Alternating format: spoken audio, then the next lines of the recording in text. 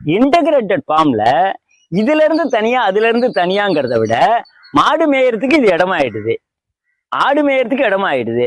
கோழி இன்னொருத்தர் தோட்டத்துக்கு போனா தொருத்துவாங்க, கண்டிப்பா நம்ம பண்ணையிலே அந்த கோழி மேய்ஞ்சிக்குது. இப்படி எல்லாமும் ஒண்ணு மாத்தி ஒண்ணு. அந்த மாடு சாணி போடுது, சாணி பயோகேஸ்ல போய் நமக்கு அடுப்பெரியுது. அப்படி இன்டகிரேட்டடா வரும்போது இதுல இவ்வளவு லாபம் அவ்வளவு லாபம்லாம் பிரிச்சு பார்க்க முடியாது. ஆனா கண்டிப்பா ஒரு 25,000 இருந்து 40,000 ரூபாய் வரைக்கும் இதுல நமக்கு மாந்தோப்பிலேயே அதாவது ஒரு தோப்புல சொல்லுங்க, ஒரு மரத்துல ஒரு தோப்புல மரத்துல எல்லாம் வராது. சரி, ஒரு ஊருக்கு போறோம், அந்த நர்சரி இருக்கு, அந்த கண்ணை பார்த்து பிடிச்சிட்டா 10 கண்ணை வாங்கிட்டு வந்துருவேன். இத தனியா ஒரு ஆள் வச்சு இது பண்றதெல்லாம் கிடையாது. இப்ப இந்த தோப்பு இருக்கு இல்லையா, இதுவே 3-4 தடவையா செய்தது.